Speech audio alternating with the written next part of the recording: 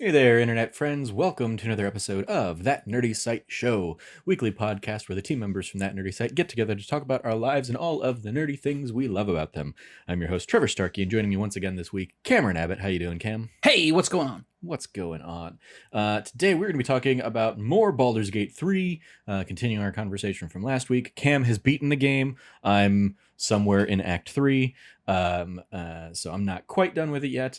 But we'll kind of share our additional thoughts on that. I also took a couple nights this week to play the game Stray Gods, so I will share some thoughts on that. If you like what you hear, please remember to like, subscribe, rate, review, share the podcast everywhere you can, all that fun stuff. A little bit of housekeeping. Cameron is going to be at PAX West this upcoming week / weekend. So if you're going to be there in Seattle, go say hi to him. And that probably means I will be doing probably a quick solo episode unless I can get Logan. We'll see how law school is treating him. Maybe I'll get him on for next week. We'll see. But yeah, worst case scenario, it'll be a quick solo episode from me, and then we will hear kind of all about Cameron's PAX trip when he is back the following week. So stay tuned for all that. But Cam, now that you have finished Baldur's Gate, tell me, has that changed your opinion on the game, or is it just kind of continued glowingness off of our conversation last week? Yeah, I've had a couple days now. I beat it like late Friday night. And we're recording this on Sunday night. I think that, and I'm really sure about my feeling about it, which is I think it's a really great game. I think that it is a total sum of its parts. It's a really really good great game. Definitely game of the year contender. Has like some of the best I'll get to in a moment what I think it does best, but I will say my total opinion about the game is I don't think there's anything that's stand out or spectacular about the game. Like I don't think there's like a single like whoa moment in the game really. I think that there is a lot of I don't think there's a singular standout moment, and I think part of that is one because the game is so wild in its variety that to pull it's not like there's like one crazy moment. There's literally dozens upon dozens of crazy moments. I was gonna say, I'm curious because I know for a fact when we've talked about our different experiences and specifically like key Oh, divergent 100%, moments yeah. that I've had, you have been like, whoa. So I think it does have those moments. I think, but within the scope of a singular playthrough, maybe you don't see that divergence as much. I think there's that, but there's also, and I'll get to what else about it that I think is very special about it in a moment. But I think that this is an example of a really dedicated team working very hard, given enough time to put together a really stellar game. And I think that that is just the crux of it. I don't think that any character in this game is like my favorite character in any video game of all time. I don't think that there is a I think that there's a lot of stuff like oh man, I really wish they'd maybe pulled this in from like some supplement stuff, but I mean like that's with the kind of game D&D is like that's literally pie as the sky. Like as far as expectations can that it can reach. And I think that what it does reach as far as people's expectations, it absolutely nails. I think that it has a tremendous ability to do, and this is the thing I was kind of hinting at, which is this game does something that not a lot of games get to do, and it does it so well, in which is it makes a person's journey through the game feel absolutely unique. Because of the variety, because of different circumstances, different ways and events, and like the order in which you do things. There's an entire southern part of the first map I never explored because I didn't really realize it was there until outside of because I was like, oh well, I went north, I went up from where the that one site is that you start off with, and I didn't realize there's an entire southern part of that I never explored, and I'm excited to get to explore that with you in our multiplayer game. I'm excited to go back and explore that a little bit more and be different and be a different kind of character. I'm tempted to do a Dark Urge playthrough because from what I've seen, it's really rewarding in its own way, whether you indulge in the Dark Urge or not. Mm-hmm. There's just a lot of really I think there's a lot of and I think that's the thing. There's not one moment in this game that's like whoa, this is what defines this game. I think the overall journey defines it. And I think that there's nothing about the game itself, it's not like the game itself isn't spectacular. I think it absolutely is. Without a doubt, it's up there for my game of the year contenders. But and it's not like I feel like there's anything that the game is lacking. But its greatest weakness is in its versatility, in which case there's sometimes not a stronger narrative flow through some events. Like sometimes it feels somewhat kind of like cut and not dry, but cut here, because this part of the scene has these variables, this part of the scene has these variables, and this part of the scene has these variables, and we have to try to make it as seamless as possible. Mm-hmm. And they do their best, but it can sometimes feel a little bit jump cutty. I think that's the best way to put it. Sometimes the editing is a little jump cutty. Sometimes I have issues with like assets loading in really quickly or right away. When I'm transitioning between cutscenes, and like one of my favorite bugs I ever had was like there's a big moment in the intro where after kind of like your first big like kind of like event fight at the very beginning of the game in the Nautilus, like Nautiloid. Nautiloid, yeah, it didn't load the asset, and so characters were just T-posing their way through the sky, and it was like it leads to those kind of like I would call them like Skyrim-y moments, like almost like, and I think that there is and one of the things of this game I think, and this is what will honestly truly define it, is success and failure aren't really successes and failures in this game. It's variety in how things go in your playthrough.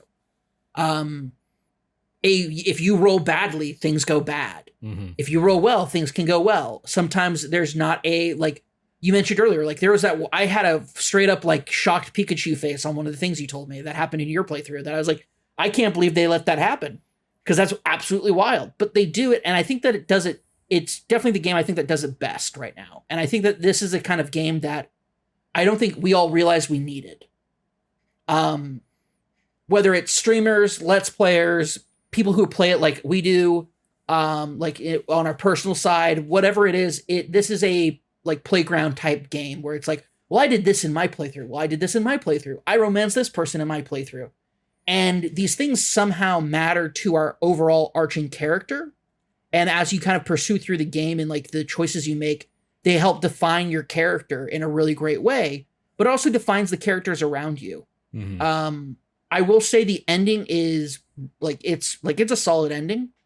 No, like the only notes I have are like it's impossible to ask them to do more or better. The one thing I will say is like we'll get into it in a spoiler cast maybe someday at some point, but like overall, I think the game itself is I'm still pretty high on it. Obviously, we just got through a 2-hour let's play of it where we were role playing, and it was fun. Stay tuned for lots of dick punching. Damn right. Like a dwarf monk is literally the most optimal size of a person to punch other people in the dick. They can have more to their personality than that, though, Cameron. Well, he does. That's all I'm saying. He does. He has I like it because the monk choices are like very like generic words of wisdom, and so it's like I'm playing it like a guy like, yeah, I took like a 6-week course and punching people in the dick and like giving out like inspirational quotes. Like let me 1 second, let me look at my little like pamphlet here. Something. We are all part of the greater life. Like it's very much like not part of his character, and I love that because it's like I'm reading it off of like a little like booklet. It's great. I love this game for so many reasons, but I think that I think that what I think really comes together on this and what brings people together around this game is it's fun seeing other people play through it. It's fun seeing other people play through it in like going through something that you didn't go through or like whatever it might be. I think that this is one of those truly special games where you want to see more of it and you want to play more of it too. Mm-hmm. It's just like almost endless variety in how you want to approach things. And it's willing to let you kind of like break the sandbox in a lot of ways. That I think is really admirable. So overall, like, yeah, top tier game for this year for sure.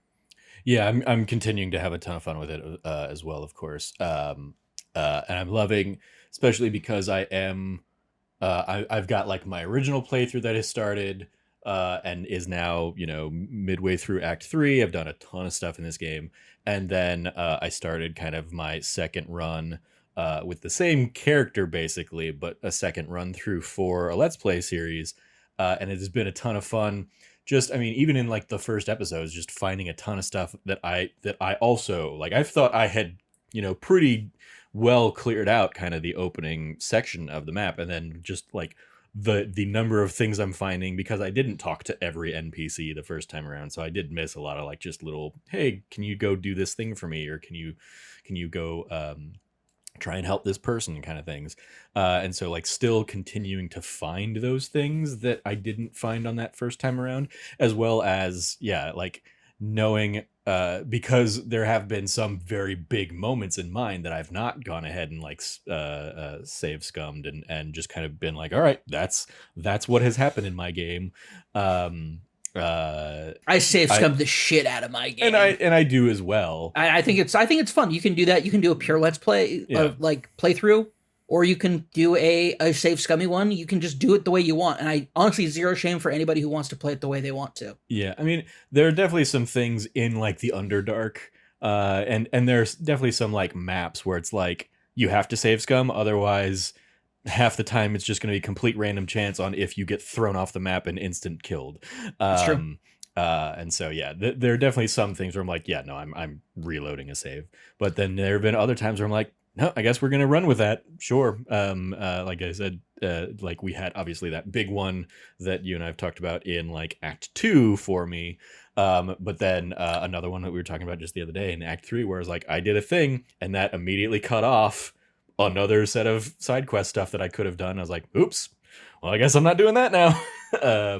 So finding kind of that stuff out, and then being able to kind of like right the wrongs of that playthrough in my let's play one is a little fun. But then yeah, I very much look forward to coming back and I like that the game isn't like Paragon Renegade, like Mass Effect. It is kind of an evolution of that, of like there are way more just lines and blurs and stuff like that. And so but I do look forward to playing a more chaotic evil kind of character, whether that is going through and doing a Dark Urge playthrough, or just kind of embracing my own custom character that I just say, all right, yeah, I'm gonna do a whole bunch of just evil mean things and kind of side with all of those big parties that I'm not currently siding with, just because I want to see how differently that like flavors the game and stuff like that. I also love just how continued care, what the continued amount of care that Larian is putting into the game. Obviously, we're talking a few days after they released their big 1,000+ fix patch, that, as you were very excited about, brought back Short King Summer. And I think that's why you're now playing as a dwarf. You know it. You know who I'm romancing. As soon as it becomes available, I'm taking that romance. All right. So yeah, having a ton of fun with that, and then yeah, like even this new run that you and I just started right before this, of kind of like our co-op let's play, with you being a monk, me being a bard, as like a couple of classes, character things that we didn't get to play kind of in our first runs. It is a fun kind of change of pace of like, okay, yeah, how, like in all of the stuff I've been doing so far, I've been a cleric. How am I going to change my style and everything, like now that I'm playing as a bard? You totally did, though. You had a great moment where you're like, oh, hey, I can do like a bard persuasion thing. Yep. And you did that, and that was awesome. Yeah, I mean, there are definitely moments like that where I'm like, I'll be curious to see how what new dialogue options are available as part of the classes and the race and stuff, like playing a Dragonborn this time around. Especially like, because Dragonborn for me, it was going through the first couple acts of the game and feeling like I didn't see any Dragonborns anywhere. I was like, are they in the game, or is that just oh yeah, they added a Dragonborn? I will say, like in the class or in the Dragonborns seem to be, at least kind of from my cursory like look through of the different race, Dragonborn does seem to be the least like, hey, you get bonuses for this one, compared to a lot of the others. Like for Dragonborn, it's really just, okay, you get an auto resistance and like your dragon breath depending on which race of Dragonborn you pick. but like that compared to the elf that my other character is, that get, or half elf, that gets bonuses to extra proficiencies and extra cantrips or whatever. Like it seems like Dragonborn is kind of a little bit on the like losing end of that stuff. Well, yeah. But that's fine. It's still like it's going to be fun to play as a Dragonborn and see just how this flavors the game. But yeah, I think more also just the like I was trying to be diligent about doling out bardic inspirations and stuff like that. And also there was one moment in one of our fights where I was like, all right, I want to use my dragon breath, but I need to make sure I don't take out our allies or anything else in this fight that I don't want to. So let me see how well I can line this up. And fortunately I did. But it was also like I don't know the range of this just off the top of my head yet, so I don't know how close or far away I need to be for some of this stuff. So there's definitely going to be like a learning curve, but I'm excited to see what that learning curve looks like. And yeah, maybe I'll play around with like multi-classing and stuff like that. So yeah, I just look forward to the like endless variety to this game that there is to play with and have some fun with. And I can't wait to hop in and finish it. I imagine, especially while you are out this next week, I'll probably make a lot of headway in my Let's Play version, but I will probably also try and just finish the game outright in the next couple days. I've got like a few major like character questy things that I'm still trying to do before I go into like the end game. And then I'm curious, because you thought you were going into the end game like 3 or 4 days before you actually did. And so yeah, I'll be curious how end gamey the end game is to dive in and see that. But yeah, I'm having a ton of fun with it. Continue to have a ton of fun with it. I love seeing again, much like the best of the Tears of the Kingdom little clips and stuff that we would see. I love seeing the different ways people are having fun with the game. The one that was making the rounds a while back of like the guy who just completely nuked the goblin camp with just barrel upon barrel of explosives. They set to like the War of 1812 overture or something like that. Yeah, just seeing the creative ways in which people kind of problem solve in this game is, I think, going to be a lot of fun. One of my favorite things also was like when the game first came out, very popular streamer Shroud was doing like the Dark Urge playthrough, and he was like, okay, cool, and now it's going to cut to black, and it's like, nope, straight sex scene, and he was like, oh my god. I'm like, I like that they are also like just not pulling punches with like that sort of stuff. It's not just like, I always like a straight cut to black type thing. Yeah. Yeah, or the way violence happens sometimes. Like, gosh, yeah. Yep. Yeah. This is a violent ass game. Indeed. Yeah, very much looking forward to. And I mean, I hear what you're saying in terms of like this is a jack of all trades kind of game, in terms of like it doesn't have anything that is like incredibly like it's doing this the best any game's ever done it. But I do think it is an interesting evolution we've seen in this kind of game. Yes. From the original BioWare Baldur's Gate games through to like your KOTORs and then your Mass Effects, Dragon Ages, to like the Witcher games, and now to this. I think there's an incredible sense of like fun scope to the things you can do in this game, and in particular I think also just the relationships. And like I love how much care they put into just random NPCs out in the world. Like I was playing in Act 3, and I came across this guy who's like, I don't know what his whole deal was, but you can like have a conversation with him, and he's trying to recite a phrase 3 times as quickly as he can for like good luck or something like that. And he'll say his thing, and the conversation kind of ends, and then you can kind of hear the like ancillary dialogue as you like walk away. And like he said it, he got so excited because he did it, but he said it 4 times, and so he was like, ah, damn it. And just like hearing that kind of stuff, it's like that's just fun. They're like, yeah, they've filled this world with like such fun life to it. That really becomes apparent when you finally get to Baldur's Gate in Act indeed. 3. I think that's the biggest thing. That's the biggest change up, is like, you're like, okay, the first 2 acts, okay. And then I get to Baldur, and then it's like Act 3 has as much, if not maybe like maybe even both combined, like Act 1 and Act 2 combined. Act 3 is just massive Oh yeah. in its scope. It's just enormous, and it goes places with like characters and storylines and all sorts of things. Like it's crazy how like in depth this game gets. Like you could skip all of Act 2 and just get from Act 1 to Act 3, and it'd be pretty cohesive, but also like it would be enough content for me to be like, yeah, that was a solid game. Mm-hmm. But you get all three acts, and it's truly phenomenal. Like Act 1 is, oh gosh, maybe not. Act 1 is so enormous now that I think about it. Yeah, Act 1 in particular. Yeah, the fact that Act 1 was in early access for so long, obviously, like there, I think people have rightly kind of called out the idea that like Act 1 feels the most polished and the most fleshed out. And then Act 2, yeah, probably takes a little bit of a dip. And then Act 3 seems to be, as big as Act 1 was. And because there's like the culmination of a lot of the character arcs and storyline stuff, there's like just a lot more payoff, I think, in Act 3.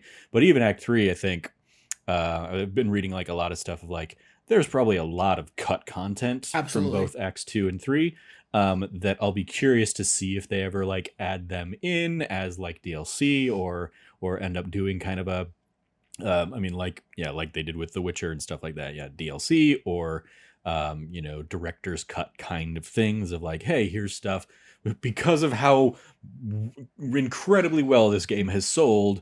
We can spend the next 5 years pumping out more stuff for this game at no charge and, and probably be fine, all that stuff.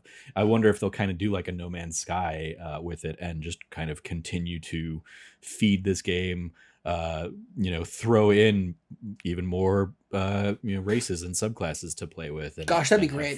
If they were to do that, I would play this game for such a long time because honestly, I just really want a way of the Astral Fist Monk. That's something I really want. An Astral Fist Monk is basically like built like, you don't get this reference, but folks out there might. It's like you basically have like a JoJo's Bizarre Adventure stand that like pops out of you and like fights with you, and it's awesome. Or like an Echo Knight, which is kind of the same thing, but for fighters.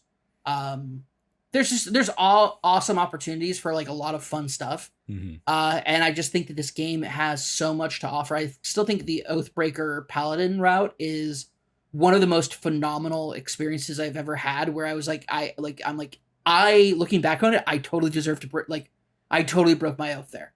I definitely did. At the time, I was like, I didn't break my oath. What's going on?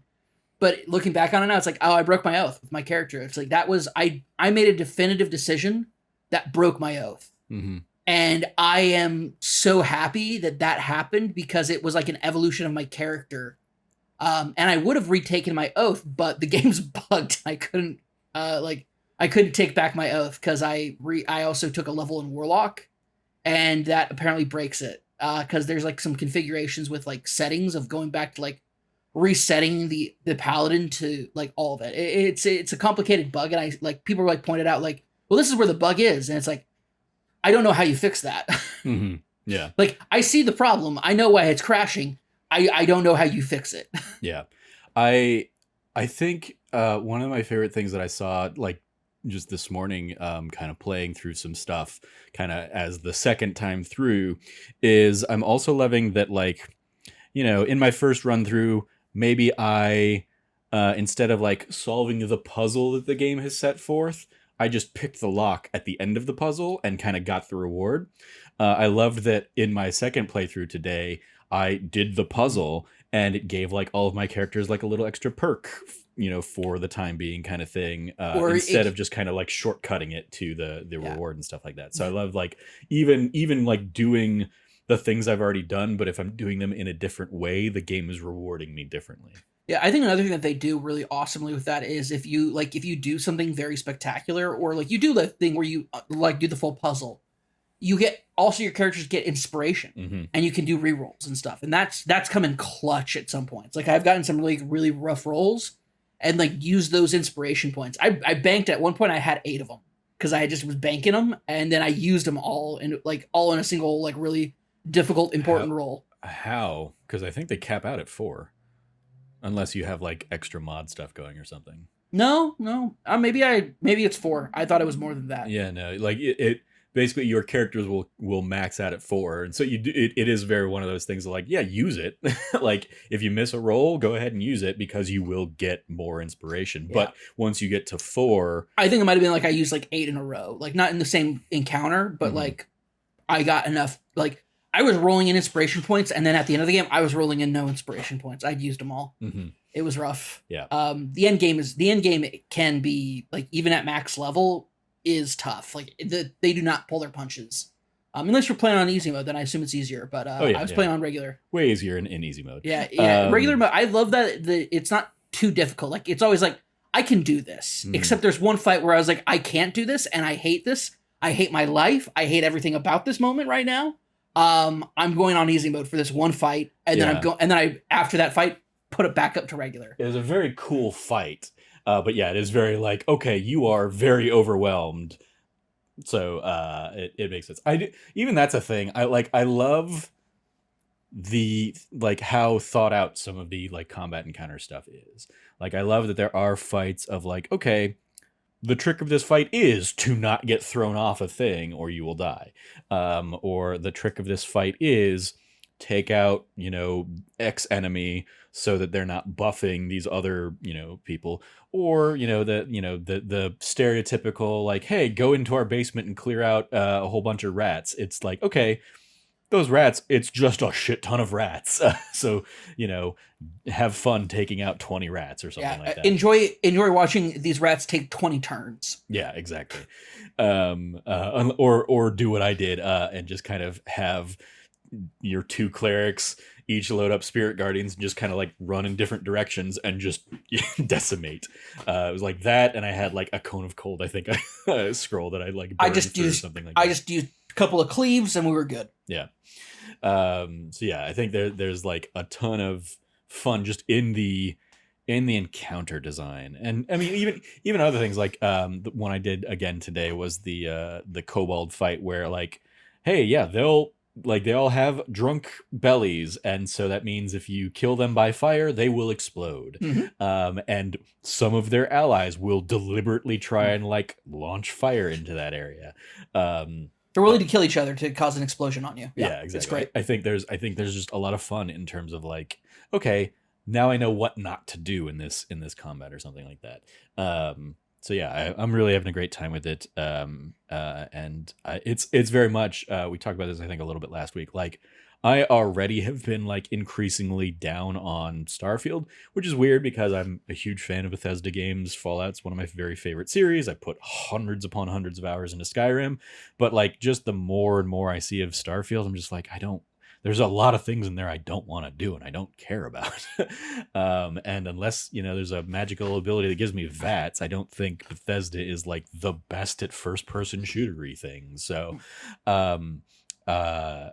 a game like this coming along, between like this and Sea of Stars that comes out this week, I'm like, it's entirely possible I will just continue playing these 2 games through September and like maybe get to Starfield when I feel like it. But like I'm not feeling this like immediate itch to bounce off of this. I want to keep exploring and keep seeing what more is to do. Even as like we're talking about this, I kind of want to load up a 4th character and just start doing the like, I'm going to be a dick to everybody kind of playthrough, just to start seeing what that like feels like.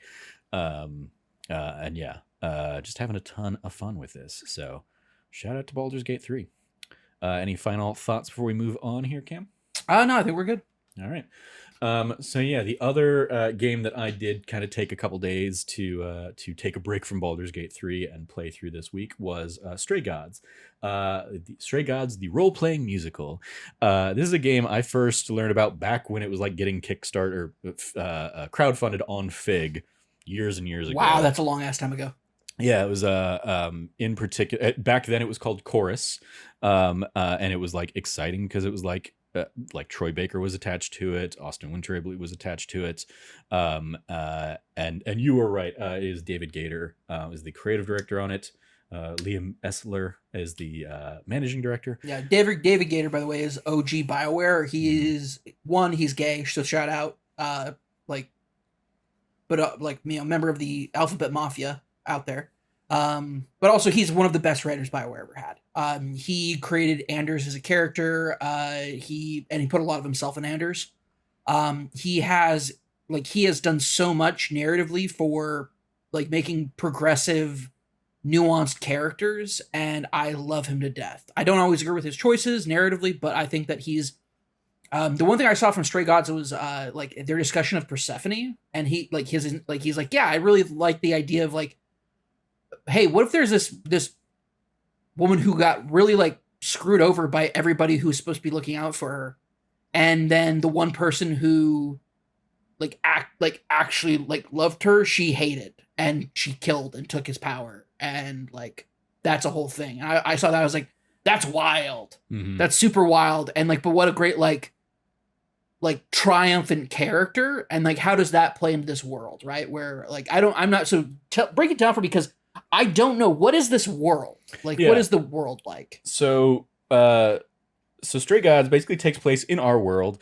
You start out the game as Grace, who is kind of I believe she's the lead singer for a band that also and Grace is played by Laura Bailey. Her kind of like best friend in the band and or lover, depending on like the choices you decide to make. Freddie, voiced by Jeannie Gavankar. And then there's a couple of guys in the band that are like they're at the beginning and then they're kind of gone from the story.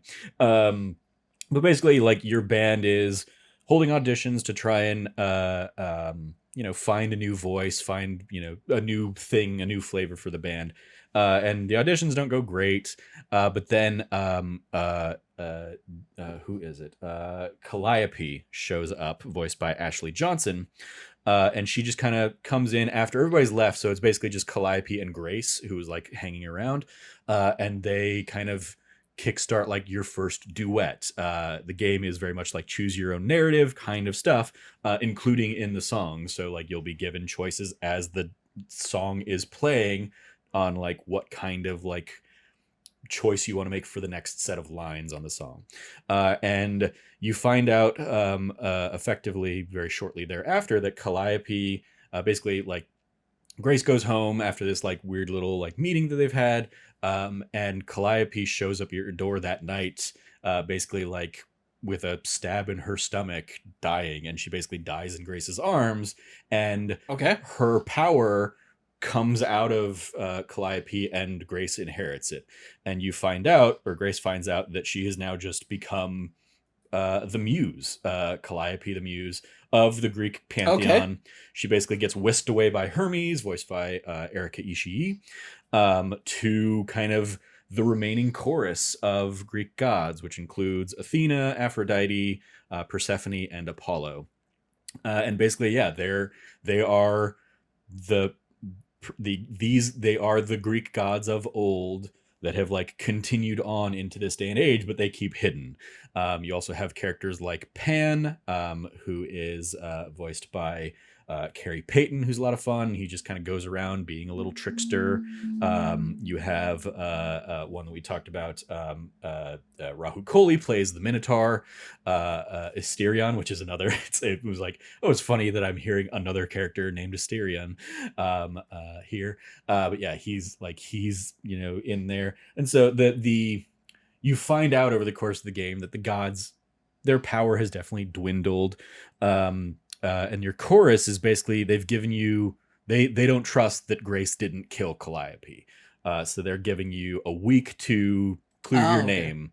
And so you kind of go around investigating, kind of choosing what parts of the town you want to go visit. You can go visit Persephone's nightclub, the underworld. You go visit Apollo, who is voiced by Troy Baker. Athena is Felicia Day. And so, yeah, you kind of like go and explore, and you kind of, again, choose your own adventure, choose your own song choices. And, like each song will kind of end with like a major choice of like, okay, which path are you going to take on the story? You're going to side with this person. You're going to side with this person. Anjali Bhimani plays Medusa, so there's another fun one. Nice. Okay. And yeah, Anthony Rapp has a fun cameo as Orpheus in the Underworld. So that's yeah, it's I mean, great talent across the board, great performances. The songs weren't as catchy as I would have liked, but I think a lot of that comes from the fact that like every couple lines is going to be completely random based on the choices that you're making, so they don't have like a incredible through line, especially if you gotta go all over the map. Like in your choices, there's effectively like a badass choice where you kind of are more aggressive. I lent way more in the like clever or cunning kind of route. Okay. And then there's like a charming option basically. And at a couple points in the course of the game, you kind of get to pick what kind of person Grace is, which means, like I picked clever to start with, so I had access to like occasional extra choices, much like in Baldur's Gate, that were specific to the clever option. I'd have two choices, and then here's the third choice that I get because I picked the clever one. Or once if you kind of like multi-class, midway through the game, and so I added like the badass kind of thing, and so I had a few kind of more punk rock kind of choices I could make. Nice. And so yeah, it's really fun. A fun story. I thought it was, in terms of like the mystery of like who really killed Calliope. I feel like I was probably a few days ahead of the game in terms of like how it was pacing things out. I was like, I have a feeling I know who it is. And even like I kind of know why they made the choices they made and that kind of stuff. So it wasn't like I'm feeling super like investigative kind of thing that I think the game wanted me to feel. But I still had a good time with it and a fun time with it. It very much was kind of this is a one and done. I don't feel the need to go back and see how like other moments or other stories played out. Over the course of the game, you can like romance a number of the different characters. Mm-hmm. Yeah, you can romance Persephone or Apollo or your roommate Freddie. Pan, I think, is one of the options. And yeah, so you can like, and there's like trophies for romancing each of those and stuff like that. But yeah, I made my playthrough like I'm not in any of this for love. I'm just kind of like trying to get to the bottom of this. So I did not you didn't romance anyone. I did not end up trying to romance anybody. There you go. Like there were a couple people I had like a flirty thing with maybe, but it also gives you very clear like, hey, this much like Dragon Age 2 or something like that, it's like this choice has a heart around it, so this is a romancy choice. I just kind of avoided those ultimately. I think I'm getting my romance fill in Baldur's Gate. Didn't really feel the need to try and romance somebody while all of these people are mourning the loss of their dear friend kind of thing. The other thing, so obviously like all these characters are characters of Greek myth, but what has happened to you in this case is the spirit that came out of Calliope and into you is an eidolon, and it basically makes you an idol, which is kind of their their terminology for the Greek gods and stuff like that. And that can happen basically like if a god dies, they've either chosen a successor that is going to be there when they die, and there's a whole chapter of the game that's kind of like centered around that idea of like a character basically being like, I don't, the trauma that we have suffered, I hate that I remember all of this, and so I'm going to die to pass my spirit along. But you have a few years there where kind of like what you're going through as Grace is you're still Grace, you still have all of Grace's memories, but eventually Calliope's memories will like basically like overtake you and you will become Calliope. Oh wow, okay. And so like one of the gods in particular is like so distraught, and you can maybe talk them out of this, but like in my playthrough they had picked their successor and they basically like threw a big shindig to off themselves, and it's a thing they've done multiple times before and kind of stuff. Many of the gods have just disappeared over time and not been passed along. So you have like Zeus that is nowhere to be seen. Poseidon, they kind of get into it at some point like, yep, they were the first to go, and then so and so followed. Hades gets killed by Persephone. To what you were saying, Persephone killed Hades, and so now they have a rule where hey, idols can't kill other idols, and so like we don't trust you, Grace. We don't trust that you didn't kill Calliope, so you have to prove your innocence, kind of thing. Um, that's our one rule, kind of thing. And so yeah, it's a fun little narrative thing. The kind of like gimmick of it being the song, like the music is good, it just none of it like is sticking in my brain really, and none of it's like super catchy. But performances are great. Across the board, there was like one or two songs I was like, this song like in particular just doesn't vibe with me. It doesn't feel like I'm hearing it in the right frame, or like it sounded like a weird mix or something like that. There was like a song in particular, I was like, I paused the game mid song and just like went into the settings to like turn down a whole bunch of the stuff except the vocals so I could hear the actual song, because it was being like the lyrics were being drowned out by the music and all the other stuff, and I was like, I don't like, it was just such a weird mix. So I had to like try and compensate for that. But yeah, lots of good stuff. It's definitely a game that I can see, especially like this year. I feel like there have been some absolute like standouts. Yeah. This won't be like a game of the year, top 5 or anything like that, but it could be, it might be like an 8 or a 9 or 10 or something like that, depending on what else hits by year end. Because I thought, yeah, it was a fun story, really interesting ideas to it, and really great performances all around. So yeah, that was my time with Stray Gods. Cool, yeah, cool little concept. And they kind of even talk about the idea of like, okay, we've been sucked into the Greek pantheon, but like, are there also Egyptian gods out there? Are there, Hindu gods out there that are among us and just kind of in hiding? So I think they could absolutely, like, if they wanted to kind of turn this into a series, play with some other ideas on that front and have fun with it. But yeah, that was my time with Stray Gods. Any last thoughts? Because I don't think we have anything else. So No, that's it. I think that's it. This is actually a short episode this week for us. Get out of town. Yeah, who knows? It happens every now and then. We're capable of doing it. It helps when it's like just one thing that we've been playing, and we've already done a whole episode of an hour and a half. Yeah. Last week on Baldur's Gate. All right, well, that is going to do it for this episode. Thank you, Cam, for joining me. You can follow Cameron at, I guess it's what, linktree.revcabot? Yeah, just go linktree.revcabot. Sorry, is it linktree.com? Yeah, no, it's link. It's like just Linktree Revcabot. You'll find it. It has everything there. It's like linktr.ee or something like that or something. It's weird, but it keeps all my socials for all the different platforms that I'm on, except for actually I think Twitter's on there too. But oh yeah, it's Linktree with the dot between the tr and the e's.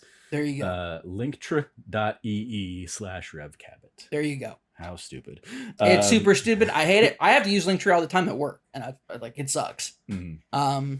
Because it's like I do this right? I don't ever really like. I do know, but like it's my job to know, but it's still annoying. Yeah. Anything you want to give a shout out to? Any plugs? Oh yeah, I'm gonna be at PAX West. Everybody come check me out. Check me out. I mean, like if you see me, say hi.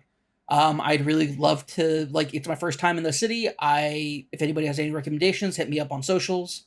I'd love to know, like, what I absolutely need to check out. So I already have a couple of recommendations for a couple of things. We'll see what happens. But yeah, I'm just overall really excited to get out there again, travel a little bit, and also just, enjoy the celebration of gaming that is a PAX event and do some coverage for some games that otherwise might not get that particular spotlight. So there you go. My recommendation is incredibly like basic, but find some time, hit up the Cheesecake Factory across the street from the convention center. You would think with that many people there that the lines would be through the roof and whatnot, but it's usually you can get in pretty easily, or you can put your name in and come back in an hour or whatever if it's gonna be like that. So meet up with some friends and go hit up some Cheesecake Factory. I'd rather go hit up a local place than go to a Cheesecake Factory. I mean, sure, you can do that too, but the other thing I was going to suggest that I know you never do would be there's also Buffalo Wild Wings there. Burn. My last time at PAX, I'm pretty sure it was my last time at PAX West, is where I invited Frank to be part of that nerdy site.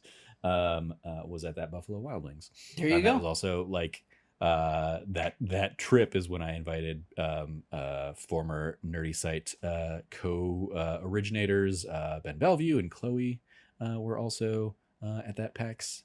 Back in 2019, basically a couple months before we launched. That was my last time in Seattle. So have a great time. It should be a fun blast, and I hope you get to see lots of fun, cool games. You follow me at Trevor J. Starkey. I'm still mostly on Twitter, even though mostly what I'm doing is just kind of lurking and just watching that thing burn to the ground. I've not dabbled in any of the others, so find me wherever or reach out, whatever. You can find all of it. Oh, and the thing I will shout out is our Let's Plays. Like I said, doing lots of Baldur's Gate Let's Plays at the moment. I might sit down.